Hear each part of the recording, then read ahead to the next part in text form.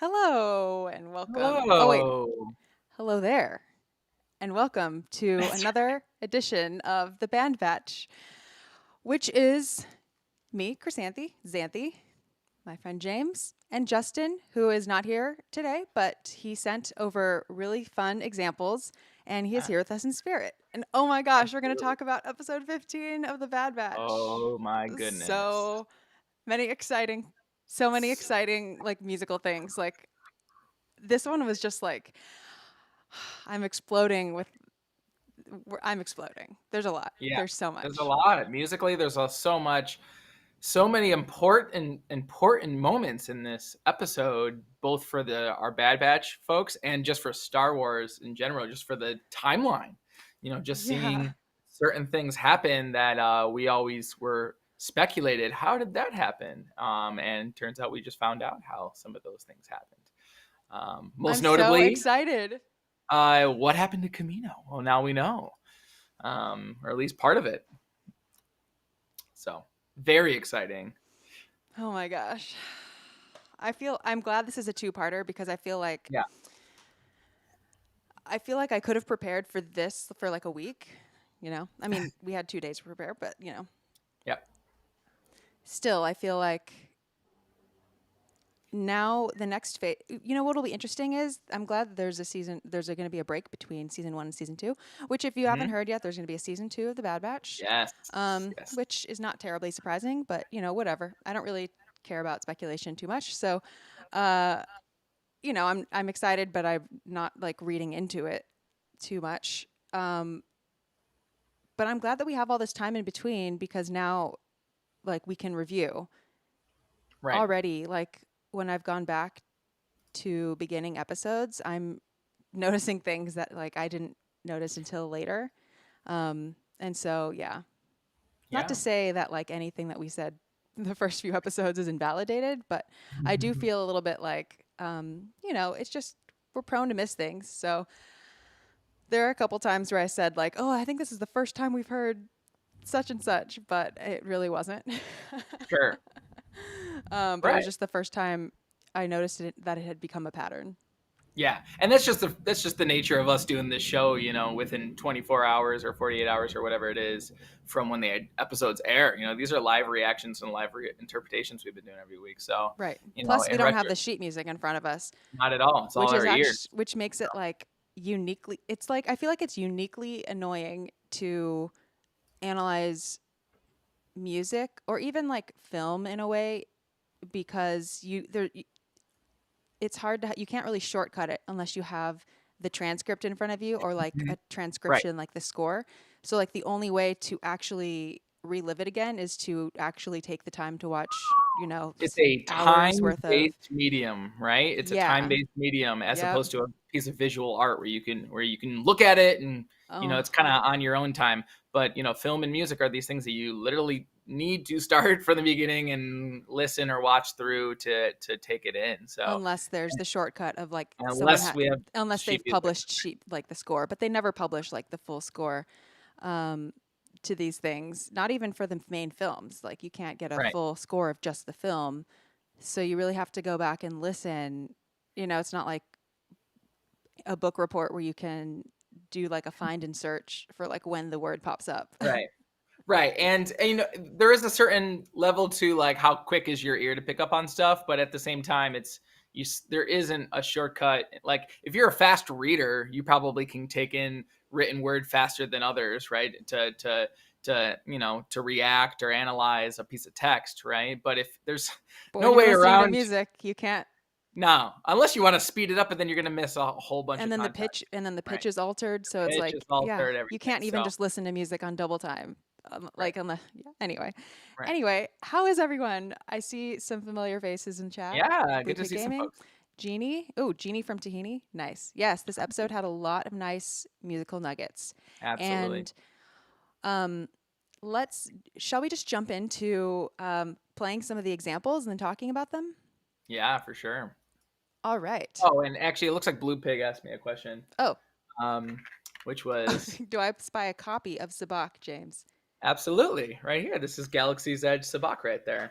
Um, I don't think you're actually technically allowed to play cards in Disney parks. I think there's like a rule against that because it's like like could encourage gambling. But when I went to Galaxy's Edge, I like hung out in the cantina and played sabacc, and I felt like the coolest person in the world. It was James, so. you are the coolest person. Okay. Oh, Xanthe. You are. But I highly recommend it.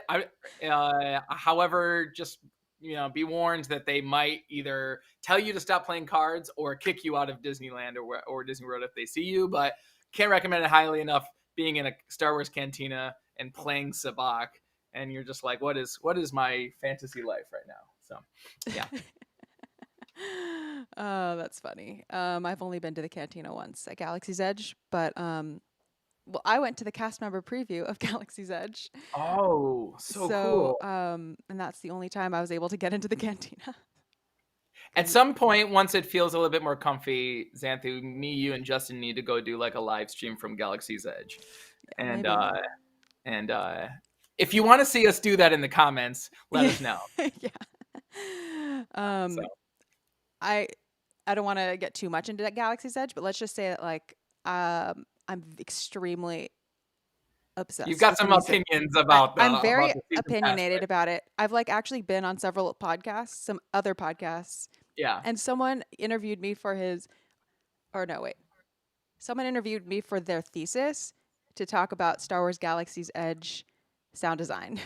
So Oh, cool. I have many thoughts. Anyway, okay. Well, there So, you go. whew. Oh, K-pop Times asked if I'm a cast member. No, I'm not a Disney cast member, but I have many friends who are. And when the cast members, they were allowed to bring a +1 to the preview. And so, yeah, a friend of mine was like, who do I know that's obsessed with Star Wars and Disney? And Yep. I wonder who. so that was me. Okay, wait. How expensive is merch there or overpriced? I want to go, but it sounds super expensive. It is super expensive. It is. I would say like once in a very long time will I ever be able to go there. And when I did go there, I was like, I'm gonna buy sabacc because this is awesome. I didn't get a lightsaber. I didn't get any. Did I get anything else? I think all I got was the sabacc game when I was there. Okay. Honestly, just the experience with everything was really I probably was cut really you off. amazing. I will say I think a couple things of merch to go there for the best bang for your buck are they have a Japor snippet necklace, and so if you probably noticed that I wear that a lot. Yeah. And then I think that the Kyber crystals are actually if you can only buy something under a certain amount, if you only have a certain budget and you want to buy something, like the first thing I bought there was just a Kyber crystal. You can just buy one crystal, and if you buy a holocron, then you can put the crystal in the holocron. Other cheap purchases, because I'm not made of money, is you can get Hans dice and cool. some other things. So anyway, yes, I'm all about the cheap stuff. Yeah. Cool. Okay. All right. Let me jump into an example. Yeah, please do. I should say that the stuff that I've got prepared today is pretty obscure in some ways. I'm excited. And because there's not a lot going on percussively, and I really wanted to just focus on percussion today. Okay, cool. So let's go. Woo. And for those of you that just tuned in for the first time, we're going to do a quiz. So Xanthe's going to play something, I'm going to play something, and it's up to whoever's not playing to guess which part of the episode this piece of music was featured, and up for some of you in the comments to figure out.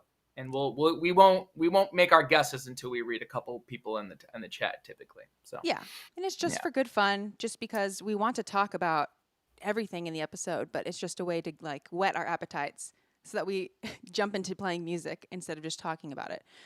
We can ground everything in examples, and this helps us do that. So, all right. Absolutely.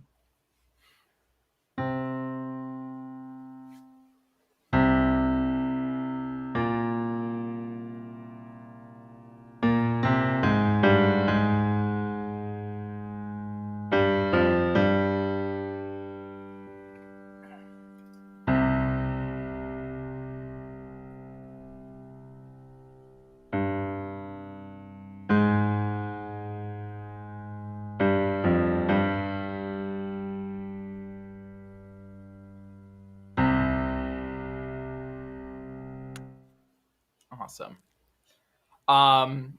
Cool. What are we thinking, y'all? So this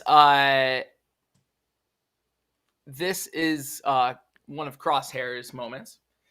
Blue Pig. Next episode, I'll focus on the music so we can do this. But y'all, K-pop Time says that too.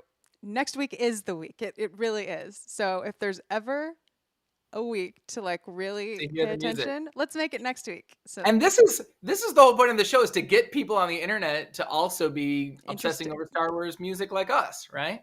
Yep. So I'm glad you're gonna do that, because it's maybe not something that most Star Wars viewers typically do as much as they do with maybe other elements of the medium. So this is Crosshair's theme. Yeah, this is one of Crosshair's themes, and it's a Crosshair moment. I can hear those big pedal tones. I'm guessing those are some of those big synth bass hits. Am I right about that? Those big bombs that you were doing? Is that with that big, nice, brassy sub synth sound? Am I right about that or no?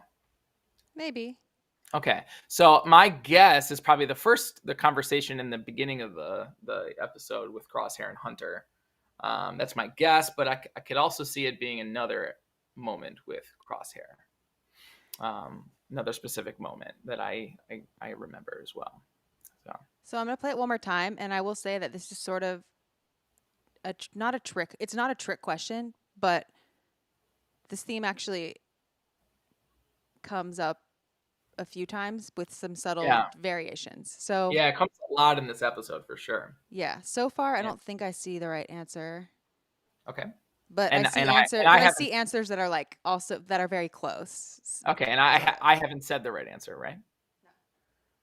No. Okay.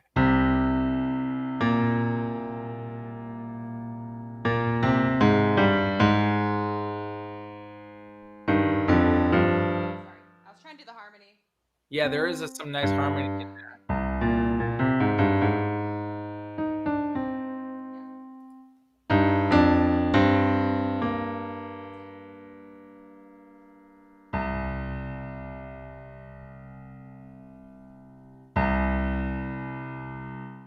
The main part. Cool. Okay, so I mean, we could talk about all the different times that comes up. That melody it comes up quite a lot. Yeah. So if it's not in the beginning of the episode, then wait, did you say the beginning of the episode already? I did. Yeah. Oh, sorry. Yeah, that's right. That was my first guess. Oh, all right. That's my bad. Oh, that's okay. Yeah. So yeah, when he's talking to Hunter, right? Yeah. That's how the episode opens. Yeah. Cool. Yeah. Sorry, you were totally right. Sorry. The reason. Well, that's the most like I'd say that's the most foreboding version of the theme in this whole episode. And in fact, I feel like every time we hear it later, it feels a little bit more wistful or sad, or as opposed to menacing. I think this is the most menacing version to me, to my ears. I felt like this was the most menacing version of his theme, and so far it's been mostly menacing throughout the series to me. And then I notice when it reappears, it sounds almost like, because we get to see everything that happens with Crosshair and Hunter, and it's intertwined with the Bad Batch theme later on and everything. So to me this is like it gets much more developed throughout the episode, and this is like the most like hardcore menacing version of it. I have a question. Have we heard that full theme before? No, and that was the other thing I was going to say, is that we've heard boom boom. Right. I don't know if we've heard that that part next. Right. That's the part that felt new to me. It did feel new. And again, maybe like maybe how someone's I started heard that before, but I haven't. Right. Yeah, like again, I this is where I tentatively I believe that was the first time we've heard it develop like that. But then again, we might go back and be like, oh, yeah, there I was wrong. Right. Right. So, but I will say, and I texted James this last night. I was like, we were so right in episode 3. Okay, if you go back to episode 3 of our music commentary stream, I added timestamps so that we could refer back to it. Yeah, for at sure. 4:04, like at the beginning of that stream, where we're talking about episode 3, Replacements. Now, if you recall at the beginning of the Replacements episode back in May, um, there's that moment where like Wrecker, finds Crosshair's weapons kit, Yeah. and and Omega's like, I miss him too. And then they kind of have this brief, it's like a very brief moment of like missing Crosshair. And Yeah. that is when I deemed, and that's when I had, it was like, maybe it was the first time we did a quiz, I'm not sure. But it's when I brought up that there was this minor seventh thing Yeah. happening. And I was like, it's probably nothing, but actually it's probably not nothing because it sounds interesting. And we had like a little discussion about it and how does it represent Crosshair or, you know, or does it represent sort of missing Crosshair? And I sort of felt like it represented missing Crosshair, Mm-hmm. not just Crosshair himself, although we have heard like electronic sevenths, minor sevenths with him too, like Right. boom, boom, like we have heard that. But I knew there was like a missing like a sweeter Crosshair, sort of a Crosshair in relationship to the brotherhood, to the batch theme, and sort of. So yeah, I don't know. We've always I think had we our nailed ear that out. for sure. I think we nailed it too. And here's the thing: is like this, we don't get to hear the Crosshair theme like it stands until he's reunited with Hunter and the Batch. And maybe there's a reason why we really haven't heard it developed like this. In episodes after episodes after episodes after episodes, because he hasn't been with them. He's, we have that one episode where he finds them on, on Braca, right? And he's attacking them, but he's never really reunited with them, right? He's kind of like from afar, he's kind of attacking them with his squad as opposed to being really having conversations with the Batch and being reunited in a way. And this is his first reuniting with Hunter, with the Batch. And sure enough, we hear that theme, which is like the missing or the memory of Crosshair. This is almost like the Crosshair, the memory of Crosshair theme, right? I think that's cool. Well, and yes, I think there's like another edge to it too. I think the context of this episode and makes me expand my definition of that theme a little bit. But yeah, suffice to say, like I think where we were thinking that it wasn't just Crosshair, but Crosshair is in relationship to the Batch. I think that is definitely still a salient point that I think this episode solidified that a little bit more for me. Or, I wouldn't say solidified, but sort of, for sure. Tentatively crystallized that until it is expanded later. We have K-pop Times really likes that theme. Yes. Yeah, likewise. Let me just, I want to touch back on what you said about how this is the most foreboding instance of it for you. Yep. And if you don't mind, like, we don't have to like do a direct trade-off or anything, but this might be a good time for me to play it in direct contrast to the other times the theme comes up. Let's do it. Let's break it down. Yeah.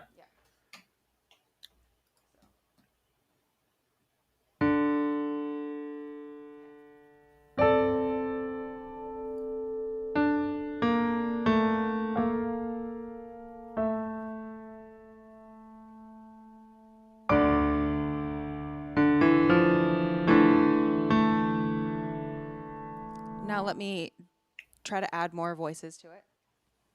Mm-hmm.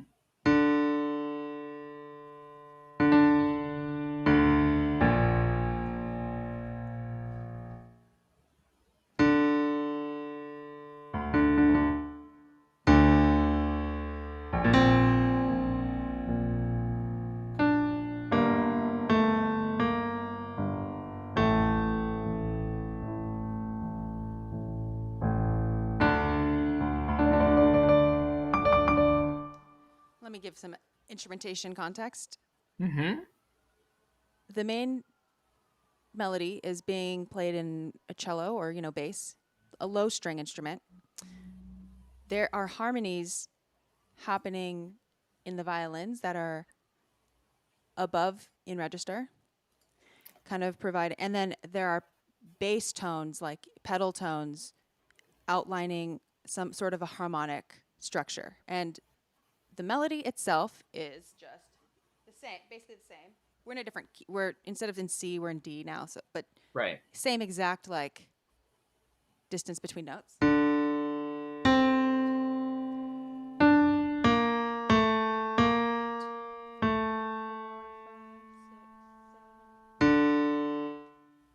the bass wise. Yeah.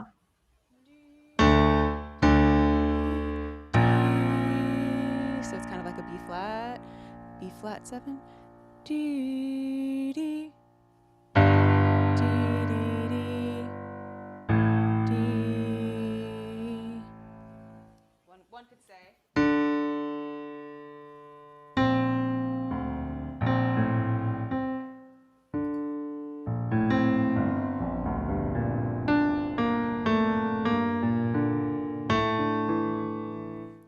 There's more harmony. Yeah, there's a lot going on here. So this is like when they're bringing Hunter into like the command room, right? And they're saying like they detected the Bad Batch has arrived, right? The rest of the Bad Batch has arrived, right? This is like 7 minutes and 35 seconds or something like that. No, not quite, but they did. But it does come up like all the time. So Okay, yeah, I think which it did. one I is think it? it did. I think it Which did come up section there is too. this? Which part is this? It sounds a lot like that section too. There's a little bit of Crosshair's theme right after Hunter says like, you know, they're gonna kill clones, and then Crosshair says, "Not the ones that matter," right? Yeah, it's not quite that. Okay. Molly B says in the training room right before the droids come in. Do you remember? It's okay. The dialogue is really attached to this section, like, and let me call attention to the end of it too, because it ends in a surprising way. Like Okay. my eyes just like lit up when I saw this. I was like, oh, you know how sometimes we get to surprising cadences and we're like, oh, like that. Sure. Oh, okay. Sure. So Yeah. Let's hear it. so if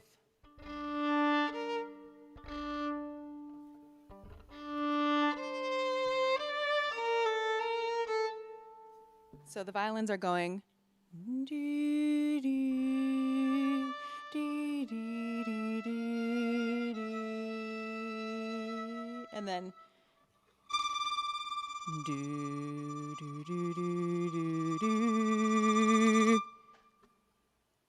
Oh, interesting. So a little bit of the Batch theme comes in. Yeah, and it ends sort of like on a very almost unencumbered, like triumphant chord almost. Like instead of Uh, kind of like a wishy-washy chord. Do you know what I mean? okay. I mean, is this when they're chatting with Crosshair towards the end of the episode? It's the Batch talking to him and talking about his. It's right before they kind of do the standoff section. Sort of. It's at Okay. 14:36. Okay. And it's when he's saying, like, you weren't loyal to me. I see. I And see. it gets like a little bit tender there. Like Oh yeah, yeah. I had that written up. It's kind of like their themes are intertwined. They're the Bad Batch theme and Crosshair's theme kind of get intertwined because we're talking about their relationship, right? Sort of. I don't think it's as intertwined as it is the other time it happens. You know what I mean? Sure. Where it's literally like. But that's the first time it does happen. That's the first time that those two themes really interplay the way Yeah. off it. Although I'm not like, it's hard to depict on the piano, but when they at the end when it kind of does it feels very much like a tagline. Like it doesn't feel, I would say still the Crosshair portion takes center stage here. It's not definitely not intertwined. It's just like at the end of it when he's like, okay, because the dialogue is, you weren't loyal to me, I was one of you. You may have forgotten, but I haven't. And it's why I'm going to give you what you never gave me. Right. A chance. And then that's when we get the boo. And then really softly, it's like. Yeah. Yeah. But oh, I love that part.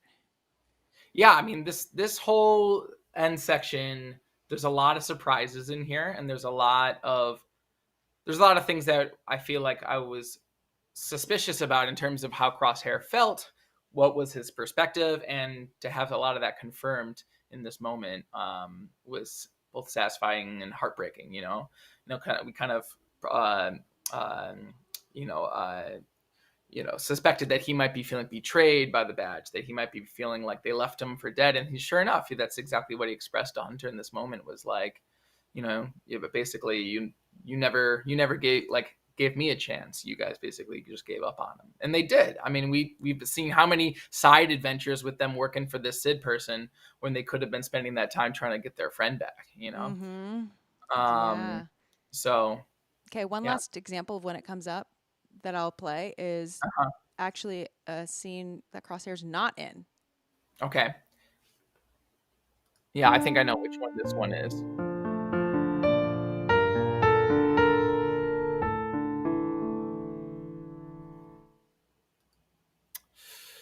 Sounds pretty much So the same.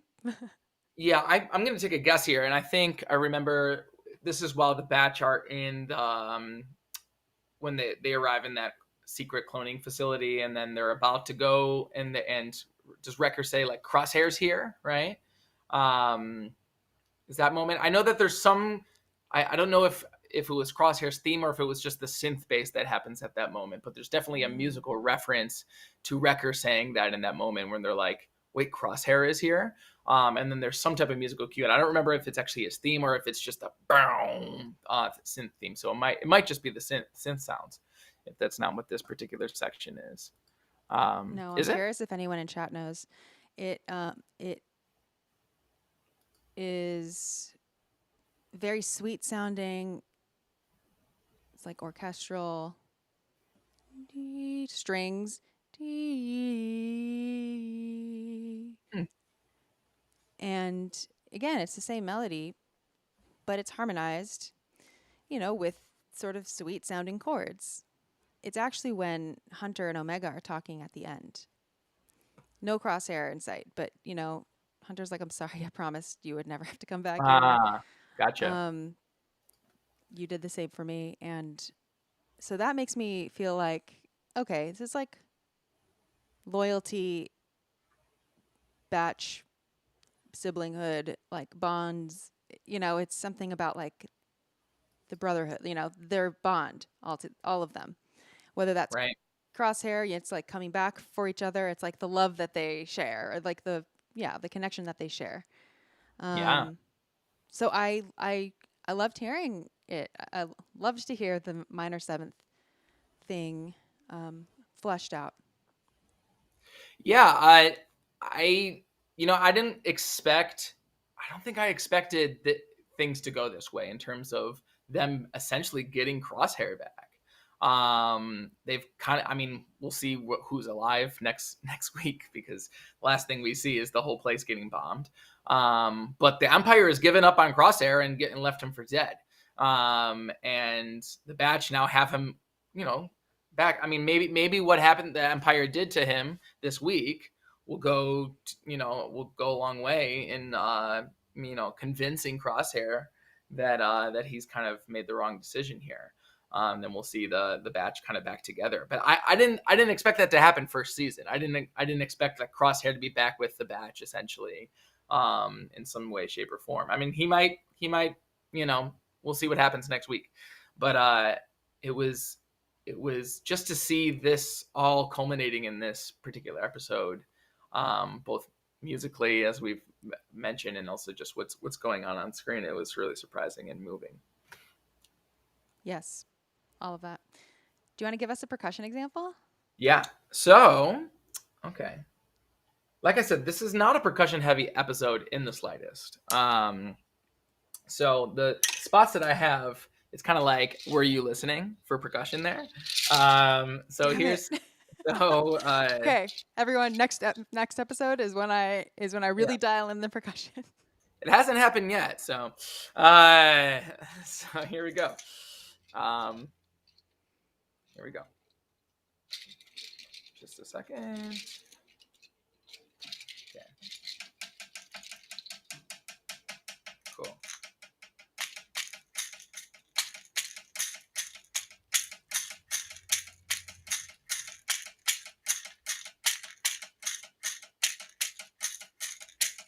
I think I know.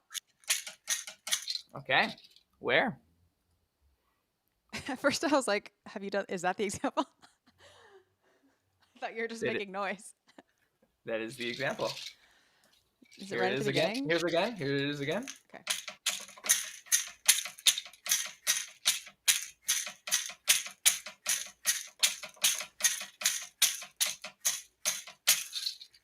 Do we have any guesses Oh my gosh. in the chat? I think It does, sounds like a chase scene.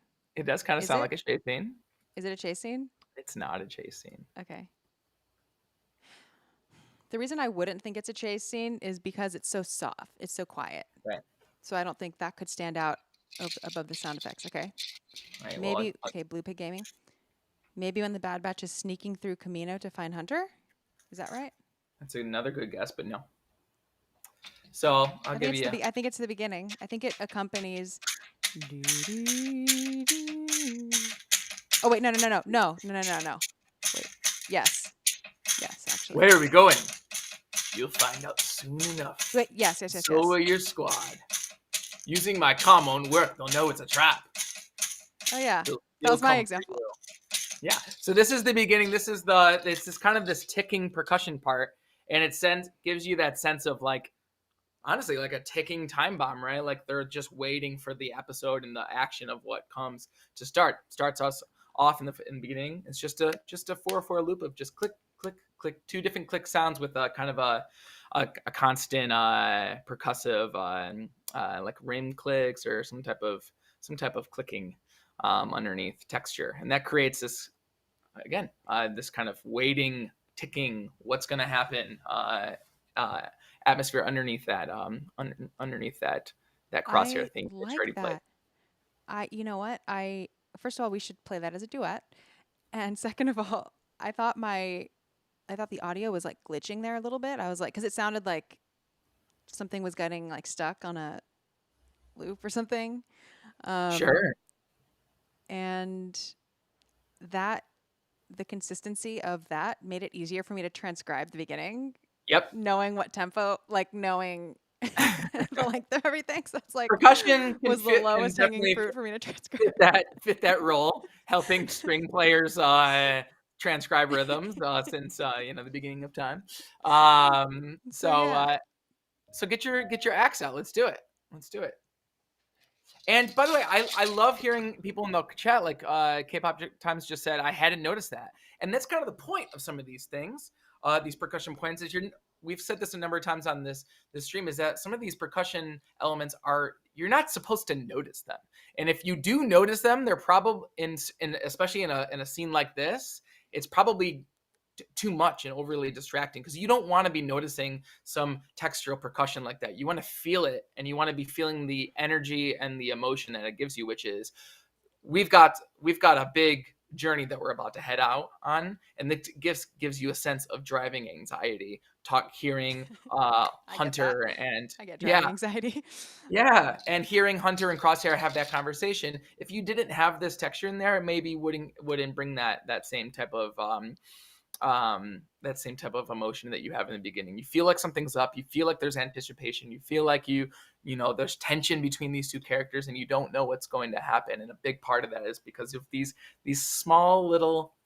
It's almost like, and it even sounds like little salt and pepper being put onto the scene, right? And I would say just like salt and pepper, for some people, it's best. It works best to not notice. Yeah, but other people do like to notice those things, and I don't think it's always bad if you notice them. Just sort of like if you really, really like a spice and you really pick up on it, then that's fine too. So you can think of these things like at least you feel them without noticing, and it's a cherry on top if you consider it like either an Easter egg or an extra hint that you want to follow. So yeah. Sure. Also, Blue Pig Gaming just said, did James call the violin the axe? Yeah, it is an axe. Yeah. Absolutely. Yeah. Okay.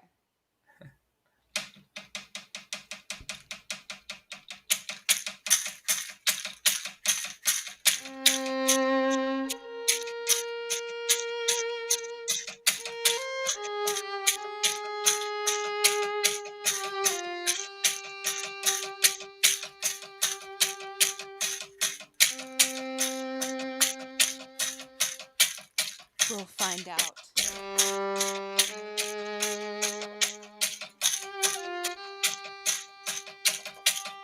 They'll still come for you.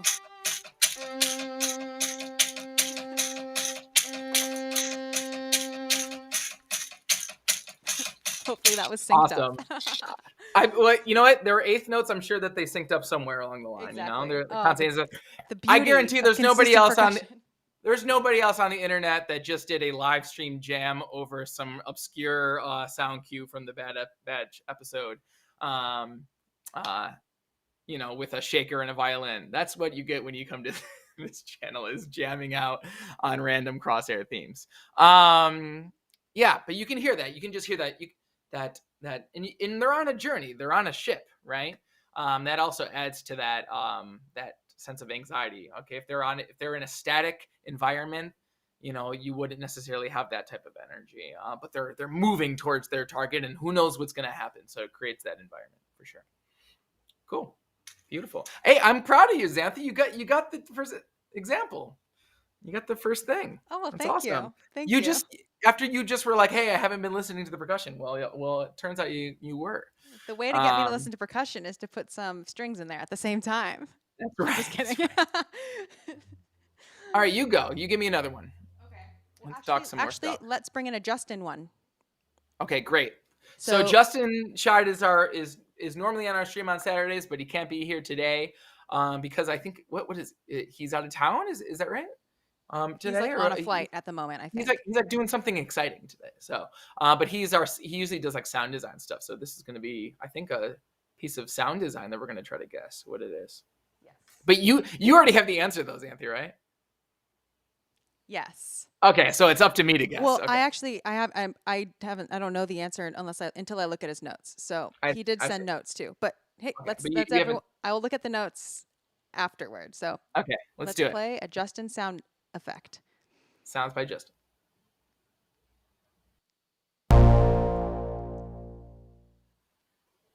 Yes. Okay. Should I play it again? Yeah. Whoa, that was different the second time. Really? I turned it down a little bit, maybe. Oh, okay. Well, the first time it just kind of went bow, and the second time it went wow. So yeah, so it does go wow. Gotcha. Gotcha.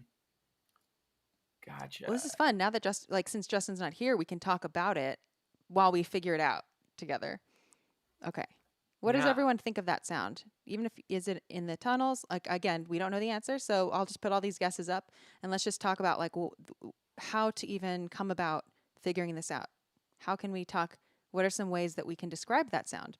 Right. So James mentioned one of them. Sort of the shape of it goes like the envelope of it goes like it's like closed and it doesn't open immediately. It opens like slowly.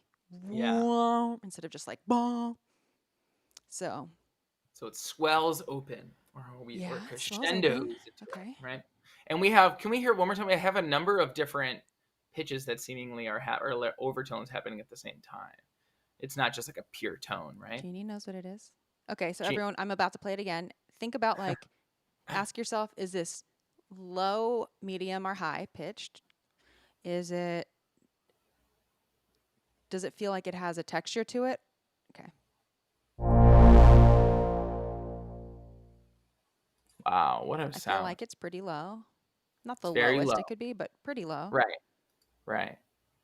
And it's got a fifth in there, right? We got bum bum, or I guess down here boom bum in there. So we have a couple different. Yeah, I hear a little bit of that. It has a little bit of a buzziness. Yeah. Especially toward the end, it gets kind of. Wow, what a sound. So let's think of things that happen in this. Jeannie knows what it is, so I'm curious. Okay. Put in your guess. So let's think about things that happen in this episode that can make this sound. I don't think it's one of the Crosshair synth sounds because those have a more percussive start to it. So I don't think this is part of the score. I think this is a ship or some type of giant blaster sound. Is I don't think it's the Star Destroyer sound, is it? When the Star Destroyers are firing on Kamino? I don't think so. Okay, Jeannie says, I couldn't help but notice when it happened. It's the platform when it comes out of the water. Oh, great. Awesome. When it comes out of into the when it first arrives, right? When they're like, and then Wrecker's like, whoa, like we got secret tunnels here, right? Yes, at 4:48. And now I'm looking at the answer. Jeannie is Nice. absolutely correct. Good, It is the Jeannie. platform. Oh, I love the sound. I love that sound. A Wow. note that Justin wrote is love the tube transport sounds, lots of sub and sub. And then he Oh he yeah. wrote, and I think this is a typo, but I love it. He wrote, "Why are the Mamino sounds so good?" The Maminos. Um wow. Oh yeah. I just kind of listened to it real quick. So it's and you don't even realize it, but I mean, when these sound design moments just make such a difference for the perception of something on the screen. You can make it as big as you want visually, but if you don't have the sound to reinforce Exactly. that, Exactly. you don't see its weight and you don't see its You have to see how impressive how it is. you have to see it become tangible by the Right? way the other elements of the universe are affected. It would be the same thing like Exactly. if you were to shine a flashlight in a scene but you didn't see like the actual light and scattering, like if you didn't see Right. that happening correctly. Um Absolutely. Oh, Good what job. great Good job, just Jeannie. Excellent. great job. Um yeah. Okay, wait. Let's do another Justin sound cuz Okay, we're on the cool. roll. Okay. Let's do it.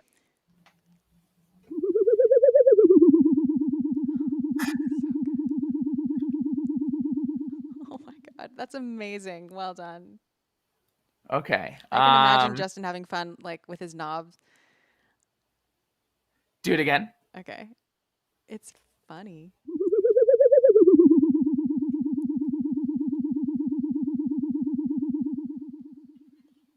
Something that lasts that long, huh? Mhm. Huh. Huh. Interesting. My thoughts, I feel like I remember some interesting What's funny is that the sound. first thing it reminds me of is Toto 360. Yeah. Although it's not that, Yeah. but It's not. And it's not AZ, is it? I don't remember AZ making these types of noises. But maybe it is AZ. That would be anyone one have guess of mine. guesses? The other Logan, guess Logan. I would guess would be, isn't there an alert that comes into that scene when they're in the when they're in the Wait, really? Wait. I can't tell this is a joke. That's from the Return of the Jedi movies. A creature in their Ewok woods. What? Oh Wait. really? Wait. Now, On Endor there's an or is it the animal that Ewok makes that TV sound? show? Very big difference. Or is it that's we got to watch that. That's really While funny. I'm striking out with the sounds today. I it to me it might be in that 7:30 scene where when the Bad Batch is arriving and they're like, we found them, like that scene I was talking about earlier. But I don't think so. Well, this is me like half the time too. Really just throwing things out there at this point. So the Yeah, answer is I have or I it's oh the it's the stun gun. Maybe it's a stun gun. oh that's funny because I think it does sound related. Like Yeah, the twang of it sounds related. No, but yeah. this is the sound of AZ's flying. Oh, it is AZ. That was my first guess. Yeah. Well, no, you said Uh, it's not AZ. no, I said I don't remember, but it could be AZ. So there's something in the back of my mind that was leaning there. Okay, I'll give myself a little bit of credit. So yeah, your Um, first instinct that you denied was actually yeah. was correct.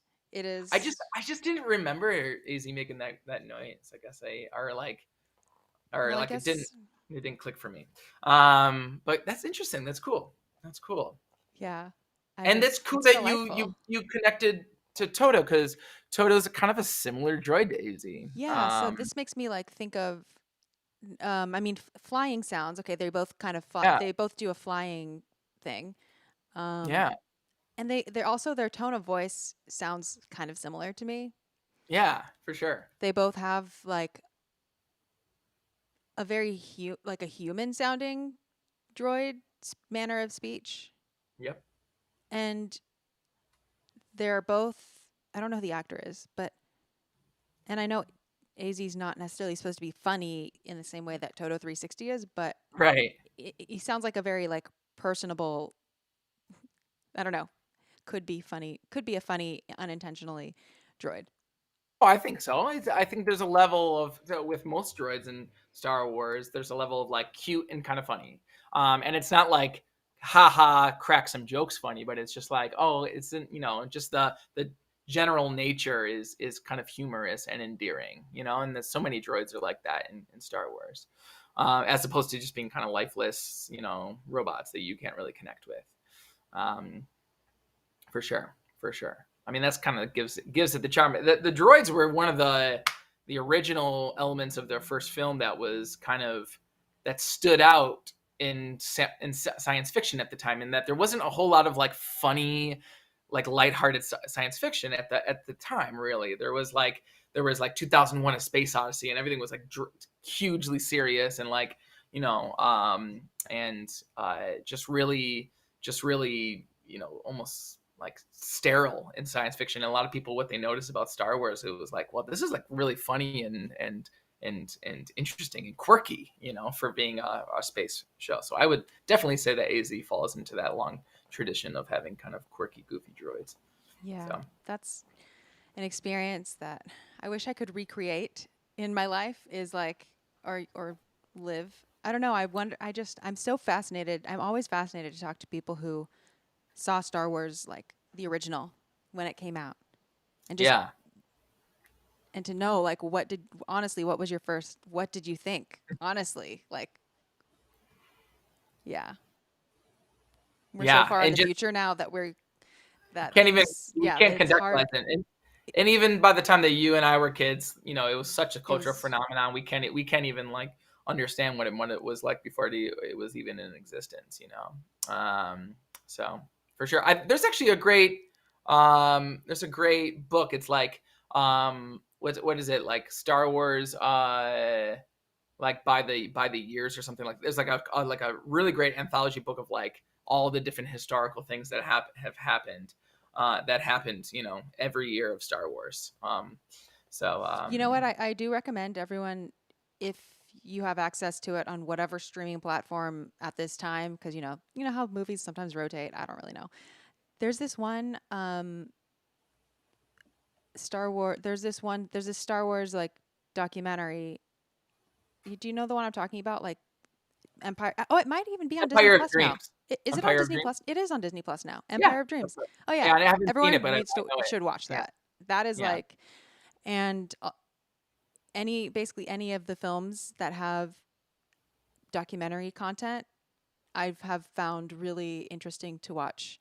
Which I honestly I hadn't watched all of them before, but now with Disney Plus, it's oh yeah. easier to like see them, see that they are available. And yeah, I watched the Last Jedi one, the making of the Last Jedi, or like, it was The called like the director and the Director and the whatever. Jedi. Yeah, So something good, like that. And so good. it's a really moving document. Like it's also nerdy, like to see how they Yeah, built everything and see like the origin, like they talk about a lot of the original things that were recreated. Like they recreated like Yoda from the original Yoda. molds, and Yeah, like yeah, all these, what it shots of what it was like on set, yeah, and interviews of the Canto Bite and actors all and that stuff. stuff. Yeah, Oh my gosh, it's like it's so unbelievable, unbelievable. amazing. Yeah, I Jonah, love you're just on. You're all good. You're here in spirit. Also, well, I'll play that. that sound one more time, so that Jonah can hear it.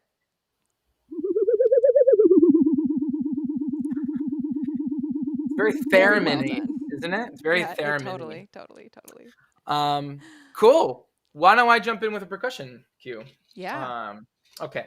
So I'm saving my most probably most what's the word? Recognizable or like featured spot for last. So you got the first one, which was like pretty like you blink and miss it, or like it's not really the focal point. But this one is even more obscure. Okay. Oh God. Okay. So kudos to anyone that picked up this one. Okay. And let me just make sure I got my tempo right. Let's hear it real quick. Oh, Jonah, and the answer to that one was that it's AZ's hovering sound of the sound I just played. Yeah. All right.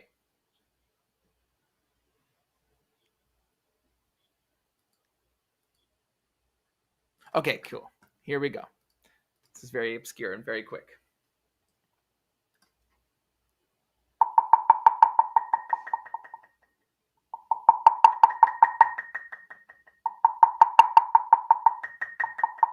Pitch is not exact.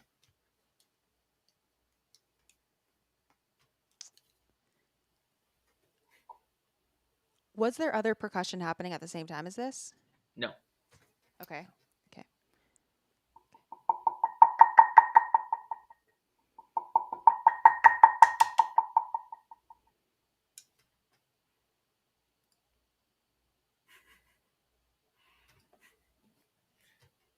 And just to show everybody, this is what I'm using. And just so I should make sure everyone knew, this is what these are little seed rattles here, and a kashishi, which is a shaker found lots of different areas, South America, Africa, etc. And that's what I use for the first example. But for this example, this is I have a jam block and a wood block. I'll do Can it you again. play it again? Yeah.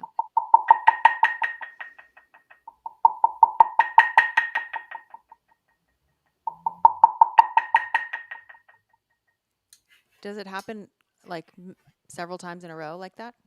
Yeah, basically. Yeah. Okay. And this is probably a like 5-second section.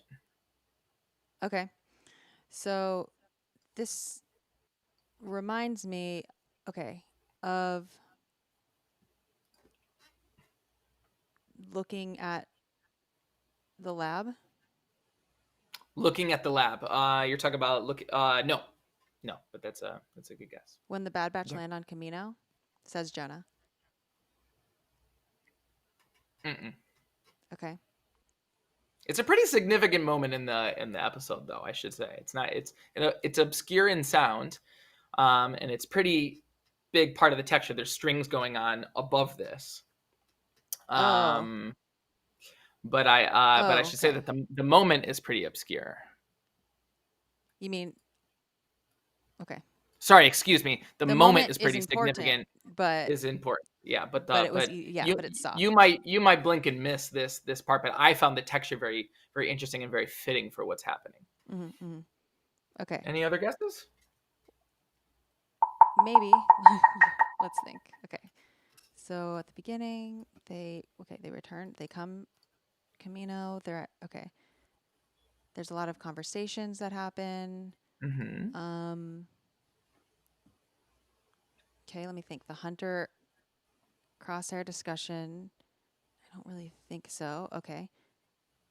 Then when we get like the action hackers kind of stuff, when Wrecker needs the spanner, I noticed there's a lot of silence there. But oh wait, no, there's strings. Okay, I would have noticed. I don't know. Okay. Oh wait, is it when they? I wrote in my notes. Okay, they're back on the Havoc Marauder going to Tapoca City, and there's a string thing that's thin sounding. Oh, never mind. I don't think that's it. I don't know. Are they in the tunnels? I'll give you one piece of dialogue, right? Okay. I have an idea.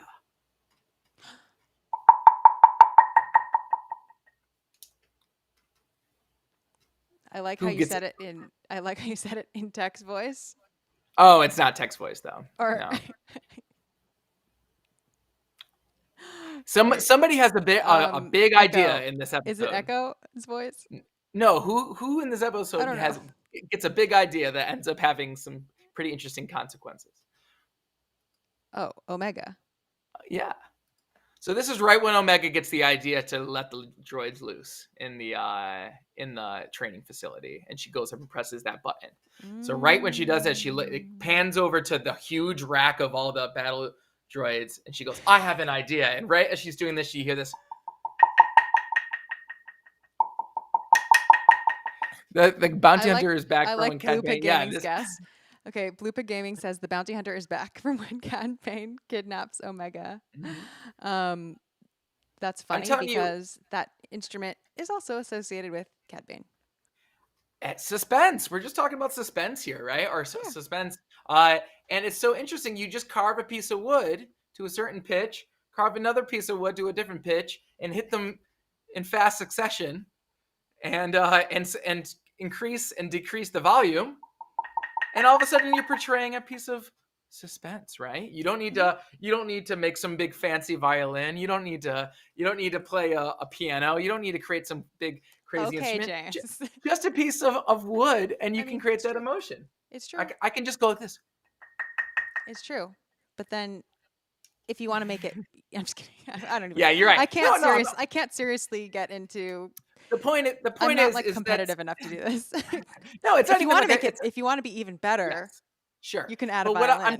what I'm trying to say is that that's how powerful that just these sounds and textures and emotions are in our collective minds. These types of things, you can make these emotions happen with very few tools through percussive music, and it's pretty interesting how you can do that. I can do. Yep, music can be made of anything. It's pretty interesting. I like how we haven't talked about the elephant in the room yet, which people are talking about in the chat, which is the Kamino music. Yeah, we haven't talked about that yet. Let's save that. That's it. It's the big moment. It's a big moment. Yeah. And a big thing we'd want to talk about. Okay, let me do another example. Yeah, let's hear it.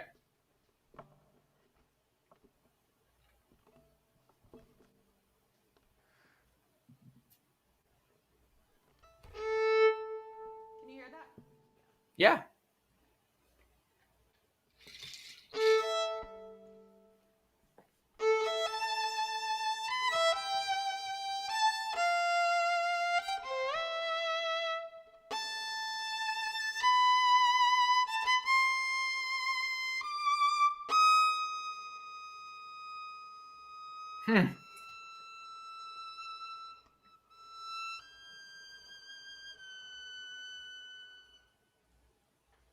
Wow.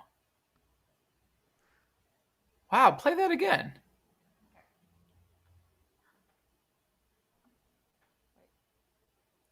Boom, boom, no guesses yet. Okay. Okay. If you're noticing like a sort of a change at the end, I am trying to portray sort of a change in mood at the end. Yeah. Okay.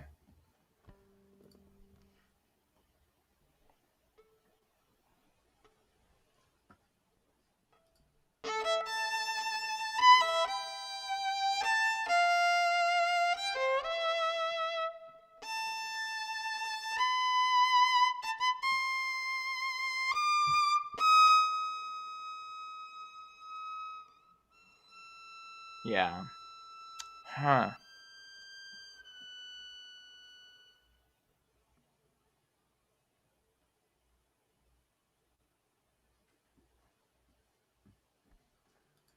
There is percussion. Okay, wait, we haven't. Do you have some guesses? I don't think so. I think I see how one album can piss off an entire fan base, so I don't really know. I don't think that's a guess. Okay, so it's like duh, duh, duh, duh, duh, do, do. Yeah, I remember this. What was this? Do, do, do, do, do, duh, duh, duh, duh. Yeah, what was this moment? I remember this moment, and I'm trying to remember where it happens. I feel like I heard more. Is it when they were fighting? Because I feel like I heard more Bad Batch themes going on while they were fighting the training droids, as opposed to this seems like this was transitional action music. Okay, I'm gonna play. I'm gonna play one of Justin's sounds now. Okay, is it the same spot? That might happen around the same time. Okay. Yeah. What is this sound right here? So this is our alarm sound. Sorry, his file is still going on. Oh, okay. Wow, it's amazing sound. So that alarm sound was towards the end of the episode when they're evacuating, and so this is are they running across the bridge? So far, you're wrong. This is not This is the alarm sound is definitely towards the end of the episode. It's not the beginning. What are you talking about? It's like middle, I would say. Okay, middle end. It happens when they're where's that alarm sound? It was an awesome sound. So my example is related to that example. To this moment. I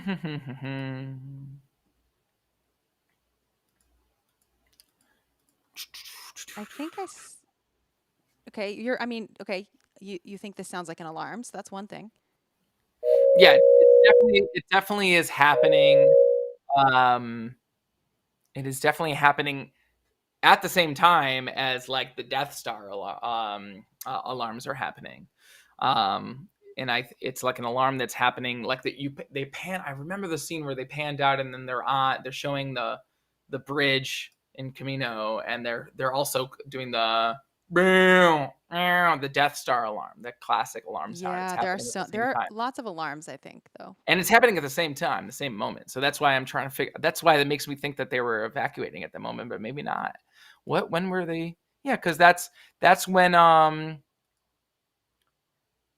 is this the sound that the droids are coming? Is this right before the droids? We have a few guesses for the droid lift. Yeah, that's what I'm trying to guess. So, what are the types? It is an alarm. So, what are the types of reasons someone might need to be alerted to something? So, I'm that was my last guess right there, is that the droids were coming basically into the training arena, and that's what that sound is indicating. So that would be a guess. I'm guessing it's not correct though, based on your facial expression. It's when Crosshair is alerted to the team's arrival. Oh, this is way back. This is so not at the end. Okay. Interesting. Yeah. Okay. It's possible that a different alarm sounds happens later that I'm thinking of. So this is right when they're in that. What is this, like around? What's the timestamp on this? Like around 10. Justin wrote that the effect is at 10:39. Gotcha. Cool. And so that goes right in hand with that musical example. Mm-hmm. And the music happens afterward. Gotcha. Can we hear that musical example again? Yeah. So I think the alarm is like when we have an unauthorized entry on platform 5. I think.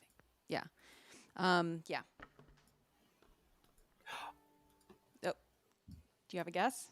Well, no. So they're running across the bridge, right? But it's not the end of the episode. They're running. Yeah, I think maybe you just have the timing. Okay, so I think the reason why is because there's two parts in this episode where they're running across that classic Kamino bridge, and all I could think of was Battlefront 2. But they're running across that bridge in the rain, and they're doing that here when they're trying to the batch is kind of is infiltrating the base. But later on, they're also running across that bridge when they're trying to escape from the Star Destroyer. So I had conflated those two moments in my head. I'm like, why do I have this sound having to do with that bridge? So let me play this again.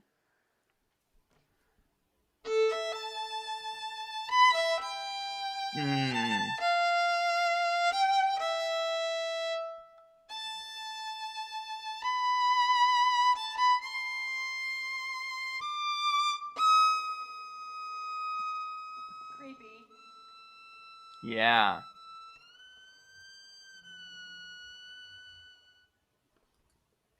And that's when they get into the hallway, right? And they're kind of sneaking. Yeah. Okay, cool. Tough one. It is a tough one. It's mostly because, like I said, it was like transitional action music. Mm-hmm. It's literally them going across a bridge to get from one area to another. Totally. And those parts, like, there's usually so much going on that it's really sometimes hard. I turn my brain right off for that kind of stuff because I'm just like, this is just a generic, like, oh, me too. Let's get these guys from over there to over there, you know? But it's a good theme, though. and it arrives in, I like where it arrives. You know, it arrives in this sense of sneakiness and suspiciousness, and it's cool. Thank you, Jonah. Thank you. That's very nice. Yeah. Xanthe's a beast.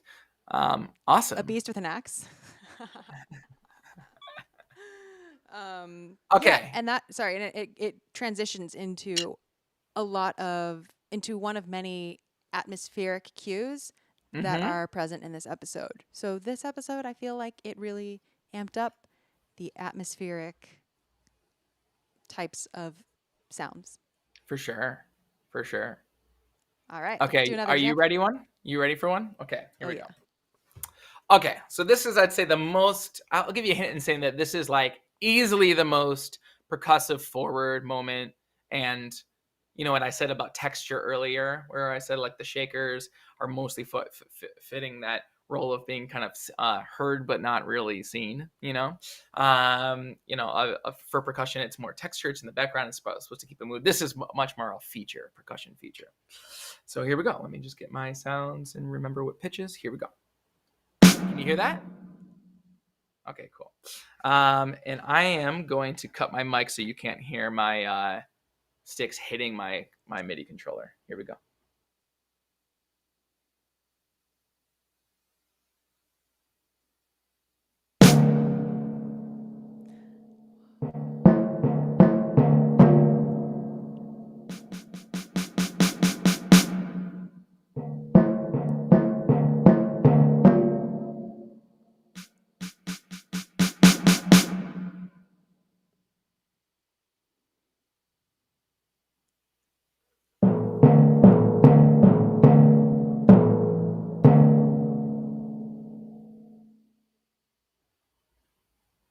Oh, yeah. Love it. Does anyone have guesses? Let me play it one more time. Okay.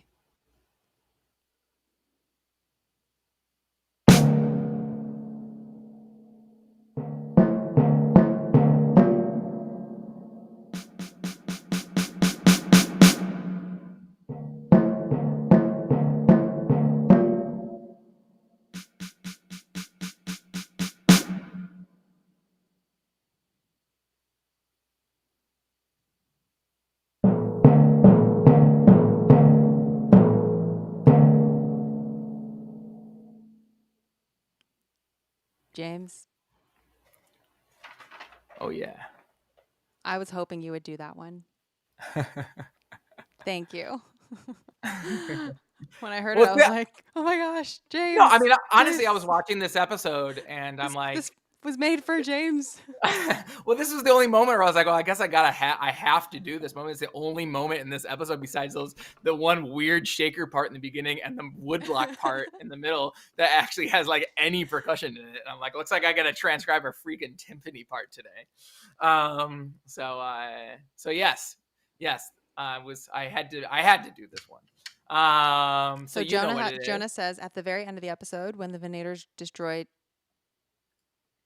Topeka City, Smalley B says it sounds military to me. Mm-hmm. So I'm gonna give everybody a hint, and if you've been watching our show, there was one other week that I did sampled timpani, and it was for a very specific moment, and where two characters were had some type of interaction, and I had sampled timpani for my example that week. And it's used in a very timpani. Timpani, by the way, are those big kettle drums in the back of an orchestra that sound like this. Bum, bum, bum, bum, bum. Right?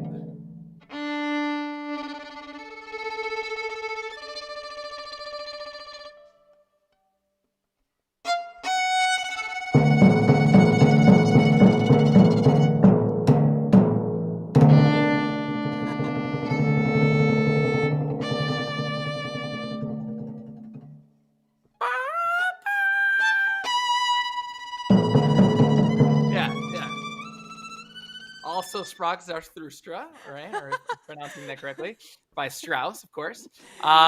Which is So not Star Wars, but it's in 2001: A Space Odyssey. no, So, well, so that's I'm related. almost positive that some of that music was used, inspired John Williams for sure. So Absolutely. so Know your this roots. Listen to this, yeah. everyone. Well, because just a little, we talked about 2001: A Space Odyssey earlier, which is when I think I forget who it was, but George Lucas basically saw that movie and was like, oh my God, romantic music in space. Look at how well it all goes together, right? And I don't actually think I think that Stanley Kubrick did not originally have that type of music in mind for that movie. Yeah. And went with these classic pieces of repertoire that just fit so well in that.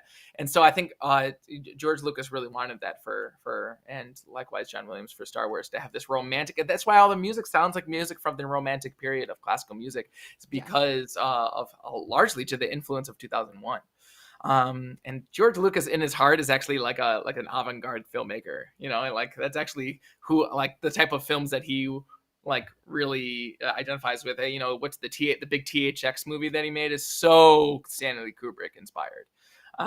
So it's really interesting. Anyway, we got off topic. So to give you a hint, timpani was used in another episode earlier this season in this very same way, and I'll give you that hint. Anybody else come up with any new hints based off of that? Maybe not. So I'll I mean, I know where it is, but yeah. Think drama, but not drama in the way that necessarily means action and running.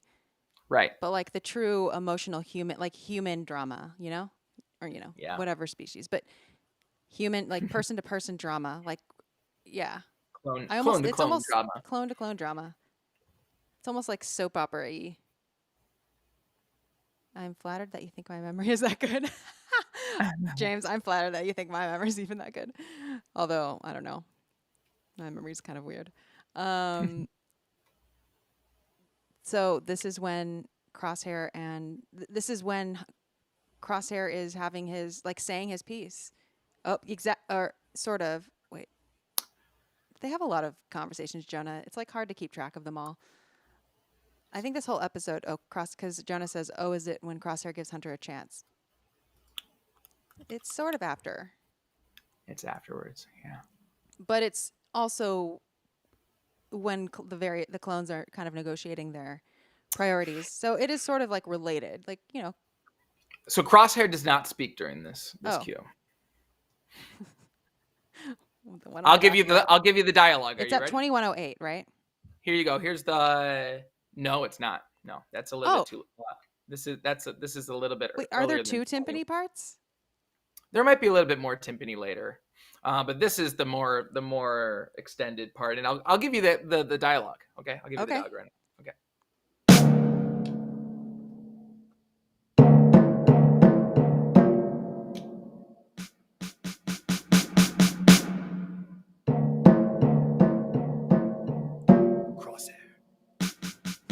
Forget the Empire. Oh, okay, yeah. This isn't you. It's your inhibitor ship. Yeah. Right? Yeah. Okay. So this is when Hunter is giving his plea. Yeah. This is Hunter's plea. This is a standoff between them. And the reason why I had linked is because the other moment they use the timpani in the season is Cad Bane and Hunter earlier in the season. And there's timpani hits kind of like this, that are kind of these big, we got a fourth, a perfect fourth, and a perfect fifth. And those timpanis are used to create that sense of dramatic punctuation of it's now or never, right? This is the moment of truth, right? And that happens, and it happens here as well. You're waiting for what's going to happen, what's going to come out here. Yes. And then right turns after out this, what comes out here is. Sorry, you were glitched. You were delayed for a little bit. Okay. Yeah. What comes out here, the truth that comes out here is that Crosshair has removed his chip, right? And that's the kind of the build up in this scene. Why did it say I'm offline? Am I still Oh here? boy, Oh, I think I'm still here. That's weird. our Okay. stream seems to be still up. Yeah. Okay, cool. Sometimes I get messages. Like, I think the internet was just like glitching for a second, maybe. I don't know. Yeah. Things got pixely, but I guess it saved me. Okay. Let me know if the stream has been, if we're still here. Okay. So then this is right before Crosshair says the reveal. So it's sort of like it often happens before a reveal of something. It's like Sure. we're all waiting. We're all on the stage waiting for something for the doo doo doo. I had my chip removed a long time ago. Yeah. Which is, what do we think? What do you think about that, Xanthe? About that revelation? I'm not surprised, but I Mhm. love it. Yeah, I mean, it's a crazy turn of events. I wouldn't have guessed that. I just wouldn't have. Oh, okay. And and no, I am surprised because I mean, maybe I got suckered all along into No, that's their great. Tell storytelling me. Tell me more. this series. But to me, I never in the back of my mind, Crosshair has always been kind of a cold type of person, but it never like someone. I mean, the guy like basically was like, let's murder these women and children, like in the beginning of the season, right? So to me, I take it to mean that he removed his chip, like pre those moments. Did you Why? take it to mean that he's removed it like within since he had it dialed up? I take it. Well, actually, it didn't matter to me in that moment. It doesn't matter to me. If I were to guess, I would say it was bef- um during Like either during mid-season. You That's think if I he's had to removed guess, it I would mid-season? say it's during the Ryloth. I mean, because I noticed a couple I noticed a couple looks that he gave that sort of looked a little bit more Uh, lucid, and I know that I mentioned them here, but I was just like, I don't know, but it doesn't actually matter to me. Like, I think he removed his chip. I think he did a lot of terrible things still without his chip, and I mean, I think a lot of them were with his chip too, but I think he's been operating without his chip for at least a few weeks now. okay. And Well, this is a um, long time ago. So I was trying to gauge whether that meant like we've been misled and they actually didn't dial up anything, that no, he's just like, I think they dialed it up, okay. but then I And think then he found a way to get then it he removed. interesting. So, but I don't know. I think that to me that does change things, Xanthe. And Okay. I would, because I think that we haven't seen Crosshair do something like what he did on what do you call it, wherever Saw Gerrera's folks are from. Are you saying that you don't think he's done anything super bad with the chip? Nope, that's not what I would say. I don't think he's done anything as bad. I'd say he's worked for the Empire. I mean, but I mean, we watched. They made a moment of him like slaughtering that village, and So we you, haven't seen him do anything that explicitly awful which doesn't mean he since hasn't then. done it. I believe. I think this is Well, I think it matters what they show the audience. I think it matters, this is right? interesting. Okay. Okay. Molly. If I had to guess, I'd say after Braca when he gets really injured. But yeah, he's still done terrible things. I agree. He murdered civilians under the chip's control. True. Right. Yeah, you're talking about But Adon. I'm saying I haven't seen, they haven't shown him explicitly do something where they've made, I mean, they did storytelling on screen showing him do that, right? And they haven't made a moment of that since apparently he's removed his chip. And I think that matters. It's kind of like when people are wondering, can Kylo Ren be redeemed? Since they've shown him do all these terrible things, can Vader? It's like the redeemability of characters in Star Wars matters, and I think the autonomy of like what they've done matters as well, I think right? the framing of redemption is a false framing. I mean, I think it's absolutely what we're supposed like I think it's absolutely the journey that we go on, but I think the redemption like it's not really something that I personally buy into very easily because I think Yeah, I always think things are just so much more fluid and like I wouldn't say the Bad Batch is like the good guys. I would say that yeah. they're the people I'm citing definitely with more here, but um, I think that Crosshair doesn't matter whether we've seen like doesn't matter whether he has killed civilians in cold blood since his chip sudden position change in the middle of a sentence. I think it does. Does it I do. matter? This is a hypothetical question. This is a Okay. It's not a Rhetorical question. rhetorical question. Yes. Does it matter whether he has, with his own, by his own hand, slaughtered a bunch of people really gruesomely Hmm. versus worked with the Empire, facilitated all the Empire's dealings. Like the Empire is like about to destroy Kamino right now, and he's aiding the Empire. He, you know, what like does it have to be by his hand or like citing and being such an asset for the Empire and doing the Empire's bidding, and capturing civilians and like even just like just even working with them in such a close manner. I feel like that is maybe not the same, but like I feel like that's no better. Okay. I mean, I think it's clear that he here, even despite like even if he just removed his chip between the last episode and this episode, so we have never even really gotten to see him without his, like here he is making it clear that he is with the Empire, and that's at this moment yeah, what he yeah, believes right. makes him feel the most valuable. Agreed. And that is something that we have to take it, I mean, that we take at face value because he says it. And like, that sucks, but it is what it is. This is him. This is him. Like he says, this is who I am. Sure. Yeah. I mean, I think that twist is an incredible story choice.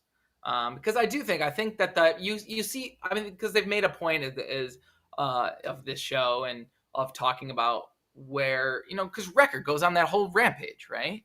But they're not casting, like the audience doesn't give up on Wrecker, after doing that, because they're aware of the lack of autonomy, right? And Wrecker basically says I couldn't stop it, etc. But now they've kind of flipped this with Crosshair, where you were assuming this whole season that he's being run by his chip, and even Hunter says it's they're making a point of saying he's being run by the chip, et cetera, and then it's revealed no, he's not, right? So he's made a point to stay with, like you said, that he's made a point to stay with the Empire.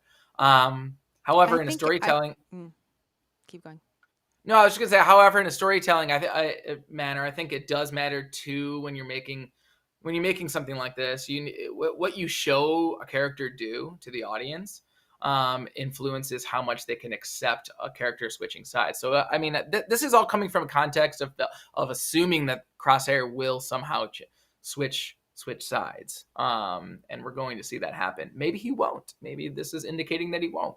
But if he does, I feel like the show is going to have to make a point to sell to their audience, hey, you should accept this guy as someone you can I don't trust. think Same so. way they did with Callus and Rebels, and even with people, in Resistance and other, you see this sense of defecting happening all the time in Star Wars, and the media's job is to sell it to the audience, so the audience doesn't be like, wait, I don't want them to see them be the good, quote unquote, good guys. And See, right okay. now we're I just seeing don't them do care all with these I don't things. care with the meta media. I don't care what they're conceiving of their demographic of their audience and whatever. I'm like in this I'm just purely in the story.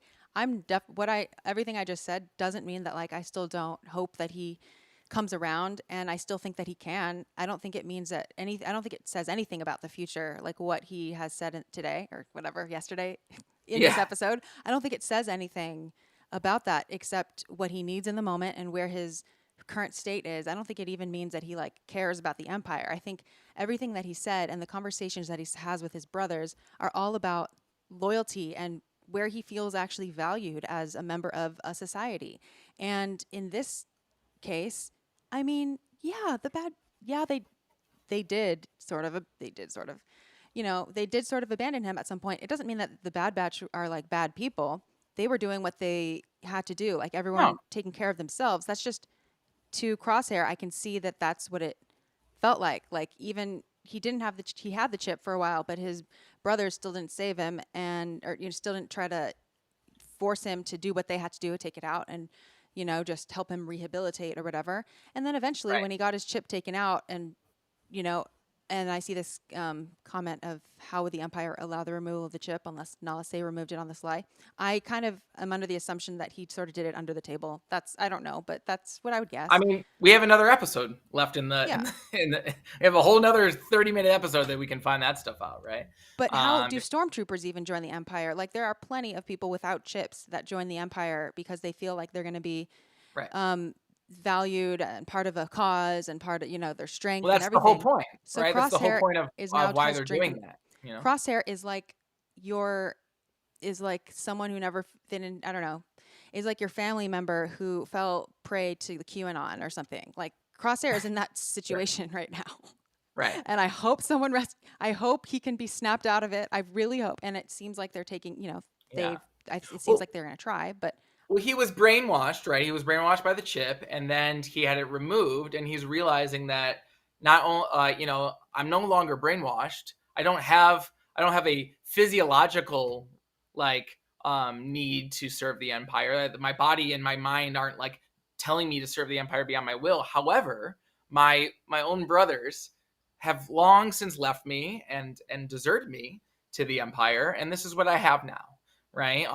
And this is who I can serve right now, because right now the Hunter and Echo and Tech, and they where are they? They haven't come in and tried to help me at all, right? So this is kind of his perspective. He feels resentment towards them, and he's choosing the Empire because it's the only way that he can find some sense of validation right now. And he just lost this episode where they basically shot down the base and left him for dead. So it's gonna be interesting to see where he goes next episode.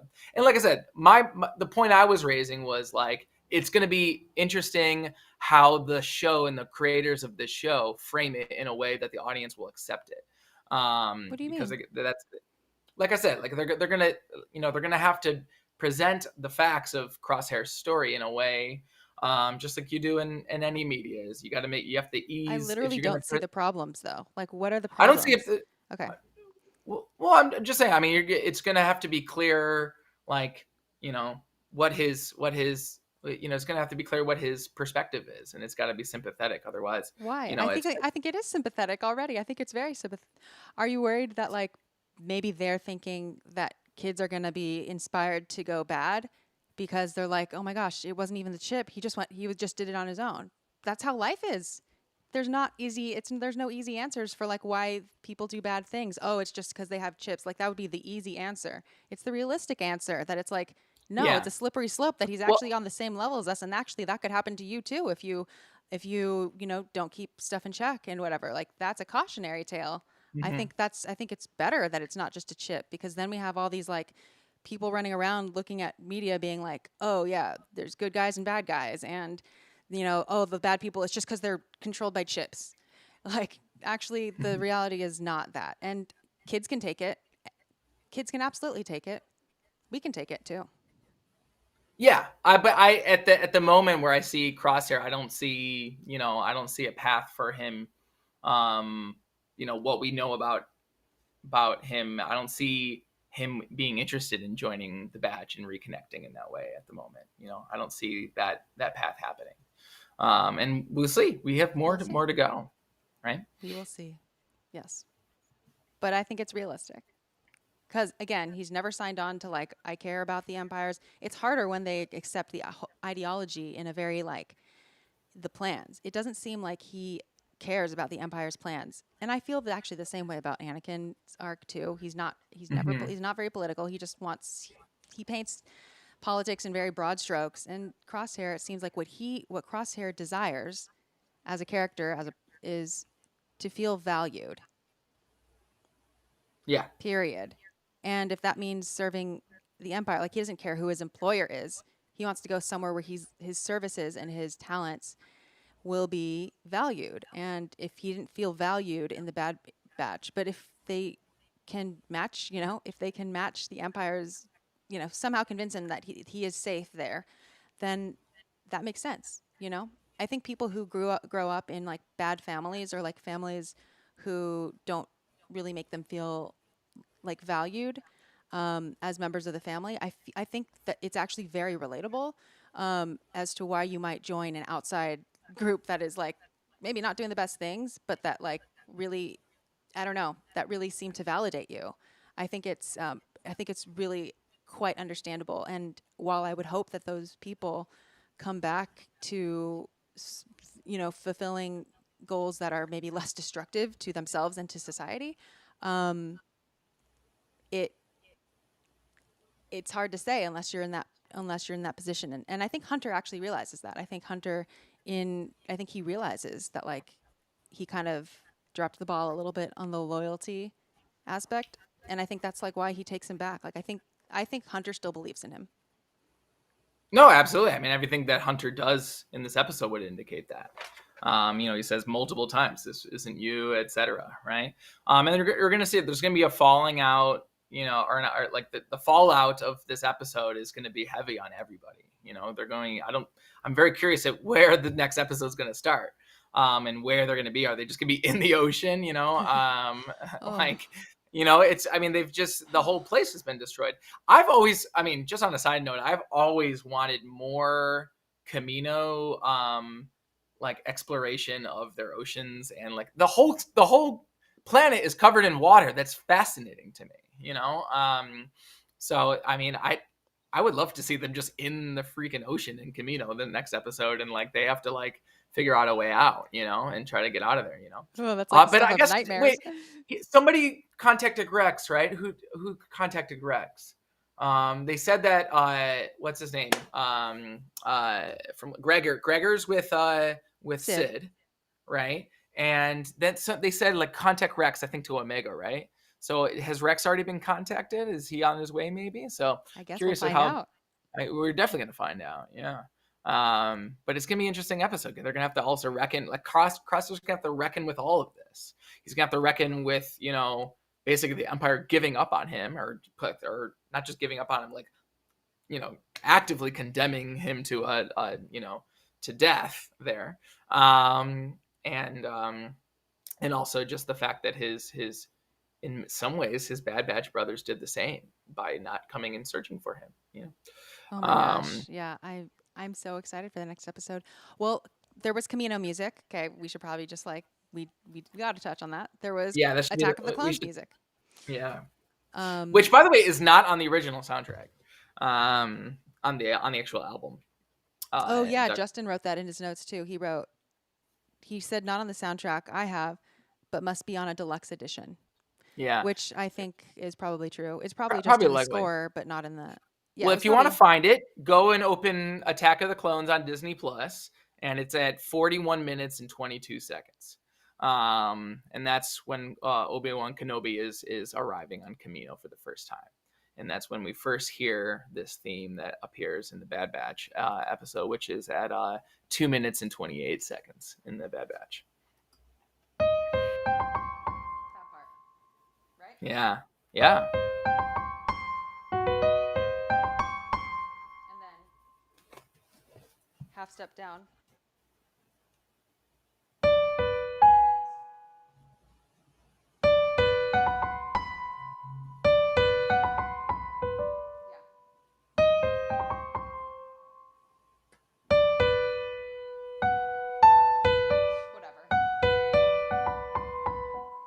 Yeah. String on the strings. Also, before that, there was also another remnant, and that was there were two fanfares that I recognized. I think at least one of them's from Attack of the Clones, and the other one might also be. I don't know.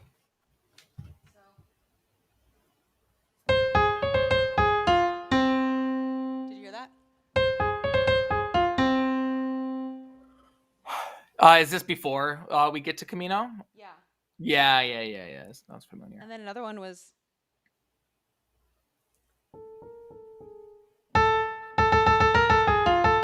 Yeah. Classic. What's funny about, not funny, but just interesting about the Kamino theme, in some ways, is it bears some similarity to the Imperial theme from last week, in that it's basically parallel minor chords. I mean, this one has like a flat 9 in it, right? It has that like that. So if we play, what key is it? Like, what's the first chord? Like C minor? C minor, but then it's got like a D flat on the top, right? Yeah. Right? It's got that flat 9 up there. And then down chromatically to B minor, right? Yeah. Which is really interesting because, again, like we've talked about, Yeah. because we've got these parallel minor chords, just like we do in the Imperial theme, where before it was they were jumping a larger distance. It was minor chord up to a minor third up, but still a minor chord, right? This is just a minor chord going down a half step, right? The chromaticism is yeah, they both have this chromatic thing. Although yeah, they're both not isn't, diatonic of any particular key, and that creates that sense of uneasiness, right? yeah, but they're not moving at the same time though. Well, they're not block chords by any means. They're but the harmonic idea is parallel motion, but in a way that is outside of any key that you would normally be in. That creates that sense of mystery and uneasiness, right? Yeah. It's really it's eerie. It's very eerie. I remember, and it also goes in waves, just like in terms of the motion and the swelling of the sound, just like the waves on Kamino, right? I feel like this is a very interesting, this motif is very interesting case study. And I honestly, I might have to just, I keep saying, I always say this, but there are so many topics now that I just never do it. Someone hold me to this. I want to make I just want to do a YouTube video on that arpeggio theme, because there is so much like online chatter about how it's related to all these other themes. And I think this is a perfect example of how sometimes not every arpeggio, this isn't about the parallel thing. This is about just arpeggios. Yeah. Not all arpeggios necessarily come from the same place. Yeah. Wait, when you say come from the same place, what do you mean? I mean, they're not necessarily all related. They are related, but not necessarily in a grand plan. Oh my gosh, there's arpeggios here and there's arpeggios here. Could they be connected? Way. Right, sure.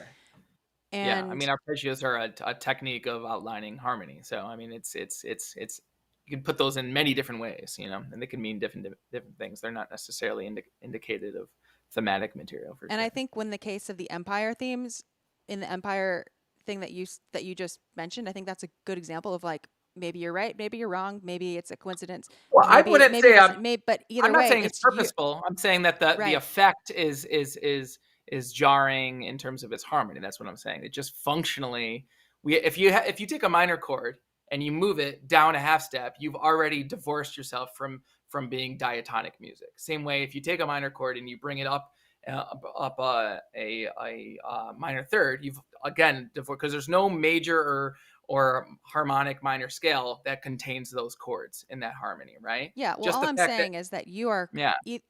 It's totally, it doesn't matter. The purpose doesn't matter. Like, if that's the effect that it has on everyone is, we can all have a different effect, or, whatever. Every interpretation is right, but none of them are prescriptive.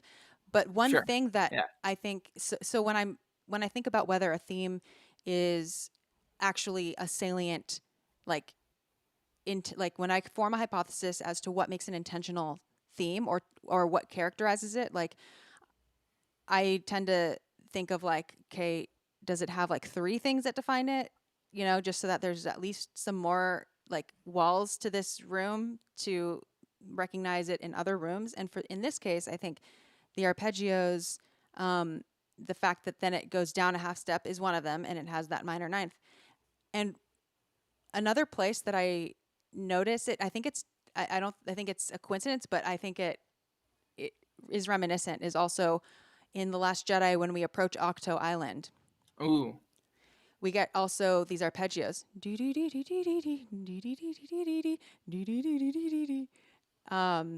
And we get, in the first act or whatever of the Last Jedi, we get those sort of arpeggios that also, one time it goes up a half step, another time it goes down a half step. And I feel like it's interesting because that's both John Williams using those string arpeggios that go up or down a half step, for basically a water surrounded island type of atmosphere. Like it's watery, and you know, every composer has their own things that they, you know, not just having like a Star Wars internal logic, but like also just like a John Williams internal proclivities For of sure, how. for And sure. so I think I would be interested to now like know when we're approaching, I don't know, water places in other movies that he does, like what that sounds like. So that could be Yeah, just interesting. to see his approach to water. I wonder what Yeah. we should go watch Jaws, obviously. Oh yeah. Um, Um. uh, no, and sorry, I'm not saying that there's thematic Oh, similarities I know. to I know. the Yeah. Imperial. I'm saying when you do something that's not diatonic, all of a sudden your ear is like, whoa, this is weird, and there's a reason, and it has that effect. If and in many ways, the octo music and Ray's music, Jedi Steps is pretty diatonic. There's not a whole lot of pitches there that are outside of like a minor Yeah. scale in that. And I so don't want you to go don't have too that much in the effect. weeds of diatonicism, but yes, I Well, know what you're saying. no, I mean, that's what, to me, that's what makes this, to me, for the Kamino thing, that's what makes it sound so eerie and scary, is because it's using notes that are not part of a minor scale. And it feels weird that that flat nine on the top feels really, really eerie to that, on top of that minor chord. And the more, if you make that into if you made that, instead of having that be a D flat, make it a D, all of a sudden you lose that effect. Yeah. I mean, Um, yeah, you you're know, going from like minor stuff to major stuff for sure. I mean, yeah, yeah, it's all in effect and everything. yeah, yeah, There are um, multiple kiners. Yes. yeah. There are, Two sons. and so, and I think to me that it's that I love this theme, and I didn't even, when I first heard it, I knew it was familiar, and I I I didn't place it on Kamino when I first heard it, but it gave me that emotion of that weird, mysterious feeling that much of Attack of the Clones has, that period of discovery where Obi-Wan Kenobi is basically a detective for most of that movie, trying to figure out like what has been going on in the galaxy, right? And that whole theme has that environment to it. And it's fitting that we hear it in this episode, because this is essentially probably the last time we're really going to see Kamino, at least in the animated stuff. I mean, unless they bring it back in Mandalorian at some point. Obviously, we have Kamino in characters in the Mandalorian, but it was fitting to have it return for Kamino's potentially last appearance. That in being destroyed. We got to see all those static images of the facilities one last time before it all was destroyed. That was really moving. So we hear a And potentially related version of the theme in The Rise of Skywalker.